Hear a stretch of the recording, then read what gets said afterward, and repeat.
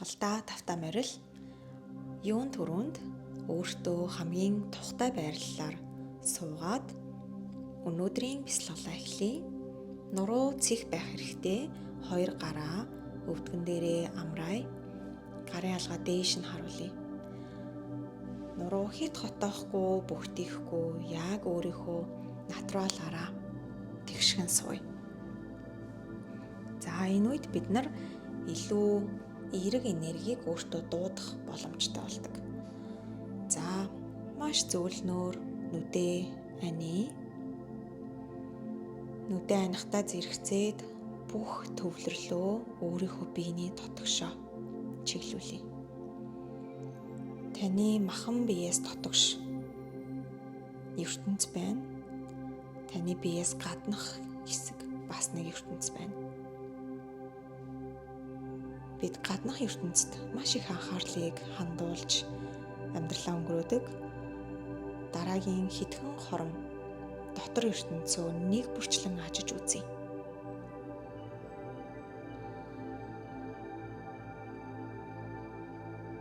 Таны биеийн бүх арьс, үс, таны биеийн гадаргуу, доторх болон гаднах ертөнцийн зааг гэж төсөөлье. Таны арьснаас дотгошоо бүх хэсэг тэр чигтээ ертөнц гайхамшигт бүтээл байгаа. Махан биеэ мэдэрч үзье. Яг одоо таны биед ямар мэдрэмж төрж байна?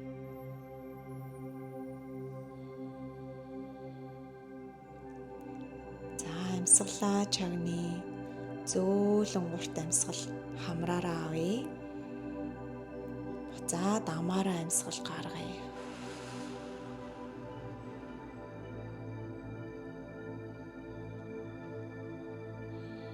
Үргэлжлүүлэн хамраараа амьсгал аваад амаараа амьсгалаа гаргая.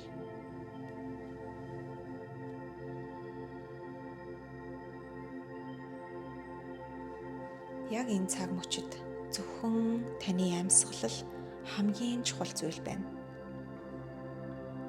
Юунд ч яарахаа болий, юунд ч хичээхээ болий, юунд ч санаа зовхоо болий. Зөвхөн амьсгалаа өөрийн бүх анхаарлалтаа төвлөрүүлье.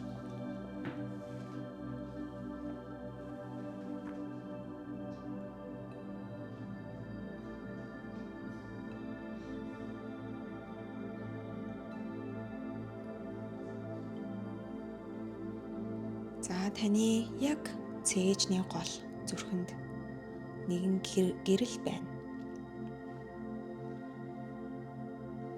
За таны яг цээжний голд зүрхэнд нэг гэрэл байна.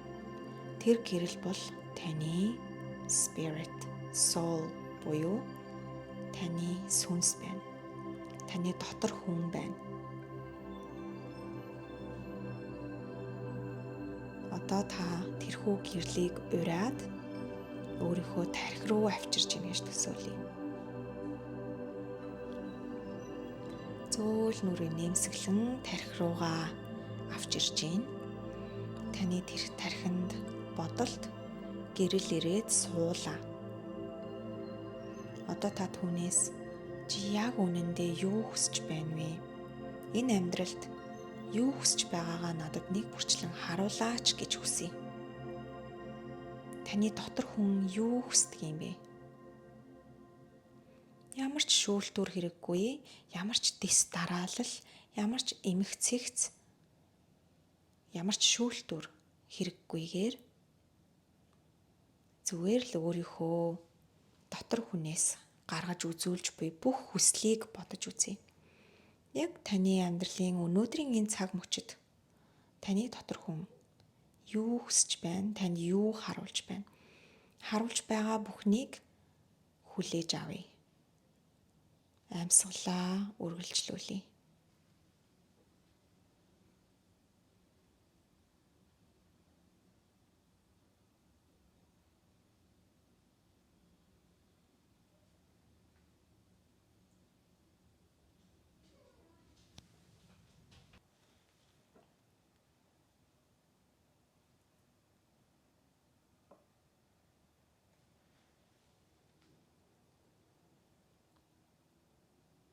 Таны хүслийг илүү тодорхой болгохын тулд 9 хүслийн дагуу таныг замчлая. 1-р эрүүл энхийн хүсэл. Та эрүүл мэнд талаасаа өөртөө юу хүсэж байна вэ? Таны дотор хүн юуг танд хэлж байна?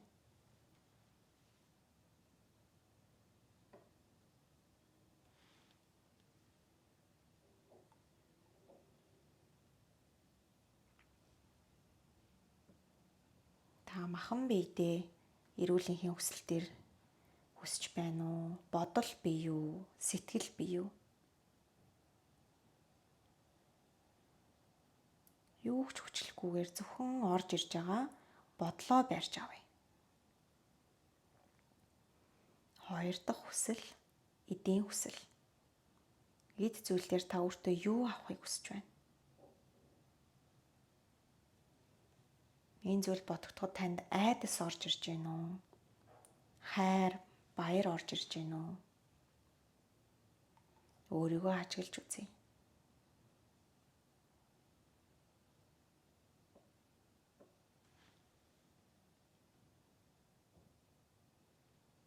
Гурав дахь хүсэл, боловсролын хүсэл. Таны дотор хүн юу сурч мэдхийг хүсэж байна? Юу сурч мэдвэл таны амьдрал илүү аз жаргалтай, илүү сайхан газар болох вэ?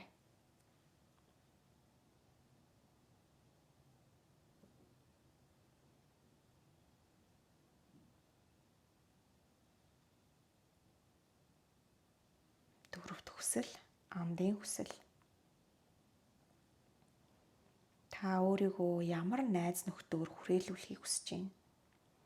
Бизнесийн түн шүү. Хамтдаа дасгал хийх хүн үү? Зүгээр л сэтгэлээ онгойлгоод ярих найз уу? Танд яг хэн хэрэгтэй байна вэ?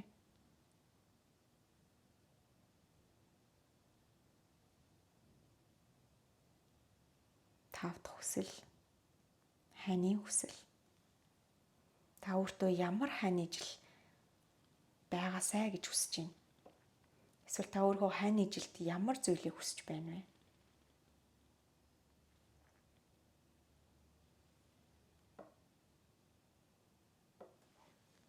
Дахин сануулъя. Аль ч хүсэл сайн, муу, зөв, буруу гэж байхгүй. Таны дотор хүн хүсэж л байгаа бол тэр таны хүсэл юм. 6 дахь хүсэл, үрийн хүсэл. Та өөрсдөө юу хүсэж байна вэ? Эсвэл та хэдэн хүүхэдтэй болохыг хүсэж байна? Ямар хүүхэдтэй байхыг хүсэж байна? Өөрийнхөө үр хүүхдийг та ямар амьдралаар амьдраасай гэж хүсэж байна?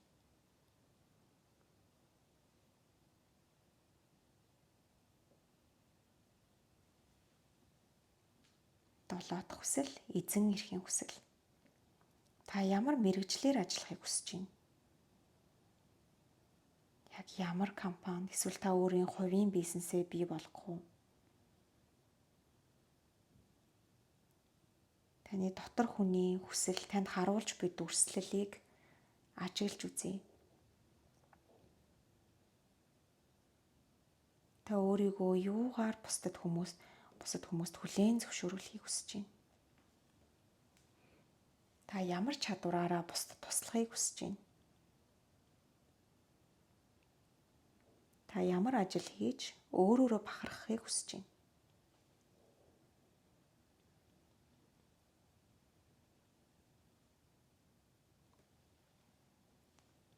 8 дахь хүсэл, энх амгалангийн хүсэл. Хэрвээ танд хүч нь, чадал нь, мөнгө нь, цаг хугацаа нь байдаг бол та нийгэмд яаж туслахыг хүсэж байна? Бяцхан хүүхдүүдэд үү? Байгаль дэлхийд үү? Ан амьтдад үү? Ядуу буураа улс оронд уу? Их орондоо юу? Дэлхийн гариг ертөнцид үү? Та яг ямар тус хүрэхийг хүсэж байна?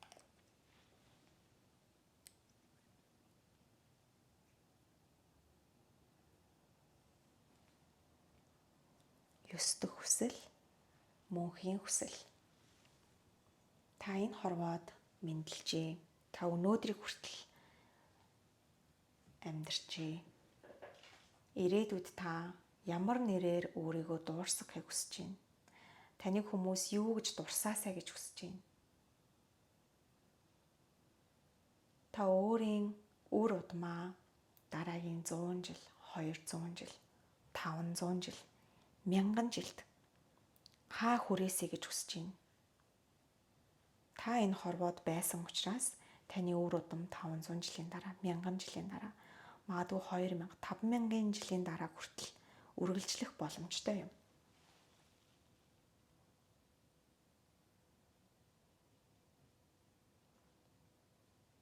За эндээ сайхан гүн амьсгал авч гаргая.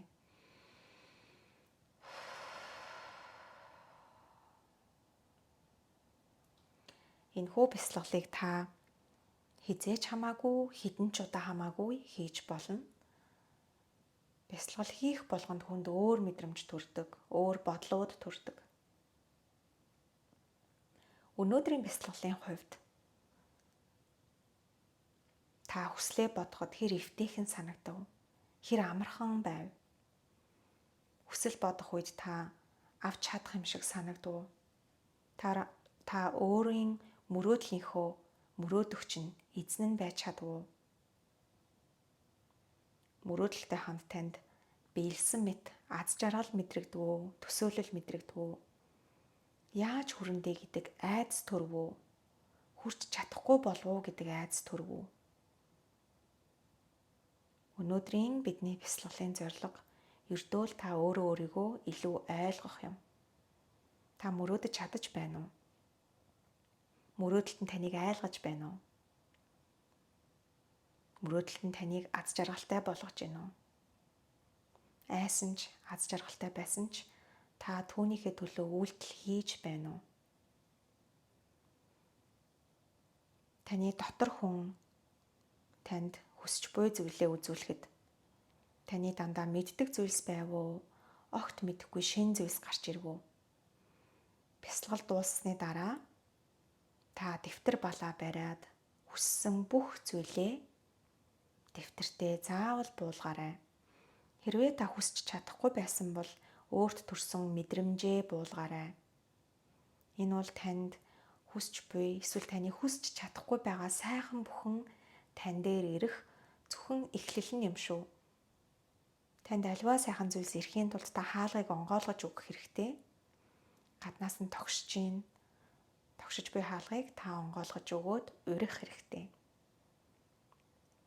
Энэ бүхнийг танаас өөр хэн ч таны амьдралд хийж чадахгүй.